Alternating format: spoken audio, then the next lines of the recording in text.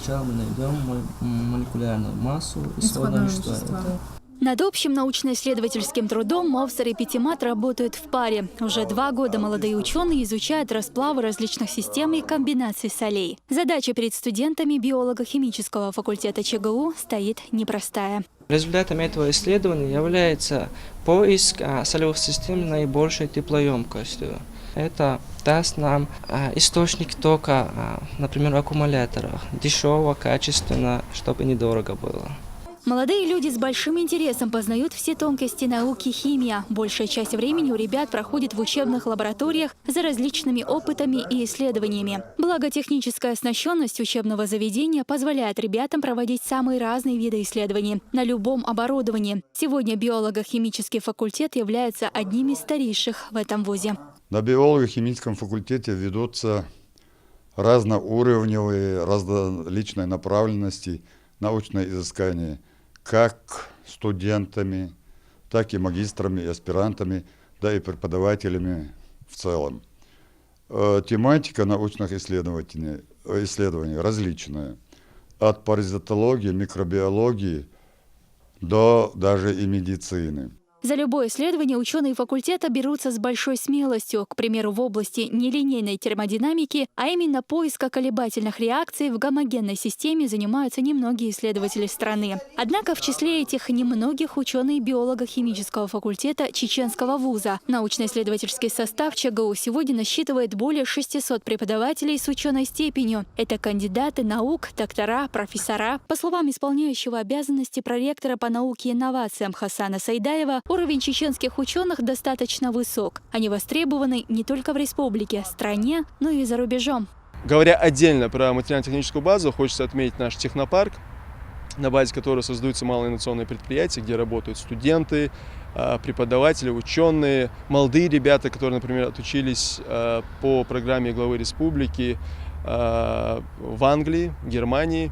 Отдельно хотелось бы сказать про Центр коллективного пользования, где представлено современное новое научное оборудование, на базе которого в том числе создаются малые инновационные предприятия. Быстрыми шагами система образования республики выходит на новый уровень своего развития. Сегодня смело можно говорить, чеченские ученые все ярче заявляют о себе в научно-исследовательской деятельности.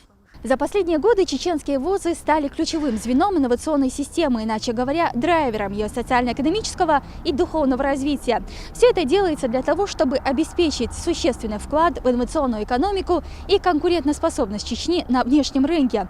А к этому возможно прийти, уверенные ученые, только через повышение эффективности фундаментальных и прикладных наук, создание наукоемких технологий и инновационной деятельности по приоритетным направлениям развития страны и региона.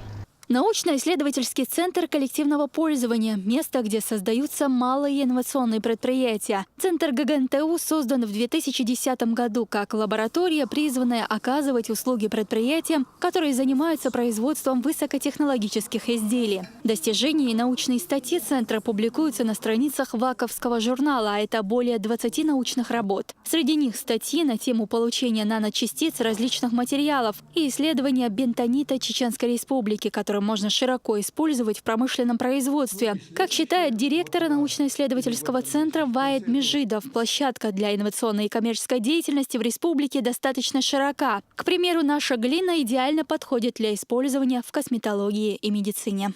Вот это 10 пакетов 150 рублей, а в пакете 3 грамма этой глины.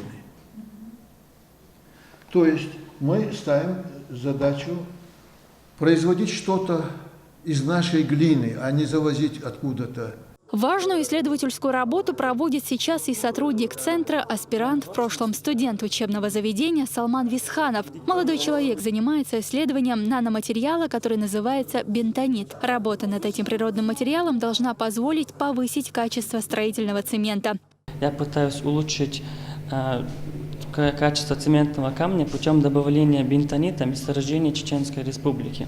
Чтобы улучшить качество цемента, надо каким-то образом изменить бентонит, то есть модифицировать, добавить какие-то наполнители. И после этого я вот на этой машине, разрывной машине, исследую прочность цементного камня после уже добавления бентонита. В числе крупных проектов Грозненского государственного нефтяного технического университета предприятие ООО «Энергия Плюс», которое занимается производством электрических счетчиков. За сутки в его цехах можно производить до 500 приборов учета. Вот этот счетчик, скажем так, который у меня сейчас в руках, это полностью 100% разработка и запатентована Грозненского нефтяного технического университета. Вот этот счетчик. Он был нами введен, это первый экземпляр. А те счетчики, которые сейчас, вы видите, проходят поверку на стенде у нас, эти, по признанию даже Россетей, признаны самыми лучшими счетчиками в России. От предприятия здесь видит двойную пользу, и не только в учебном плане. В развитии научно-исследовательской деятельности в регионе высшие учебные заведения делают упор на результативность, то есть выполнять исследования и получать такие разработки, которые были бы полезны для реальных секторов экономики. Что касается вот таких крупных проектов именно в прикладном направлении, это тот объект, где вы были, это производство приборов учета электроэнергии. Это предприятие создано при участии вуза. Мы являемся соучредителями этого предприятия. На сегодняшний день динамично развивающееся предприятие. Этот продукт постоянно будет совершенствоваться.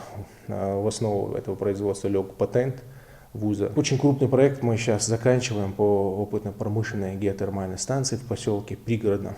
Научно-исследовательская деятельность высших учебных заведений республики на многочисленных примерах показывает свою полезность в развитии экономики и различных сфер жизнедеятельности региона. А навыки, полученные в ходе исследований, служат основой для дальнейшей учебно-профессиональной деятельности студентов. Елена Халидова, Руслан Яхяев и Ислам Самаев. Новости 7.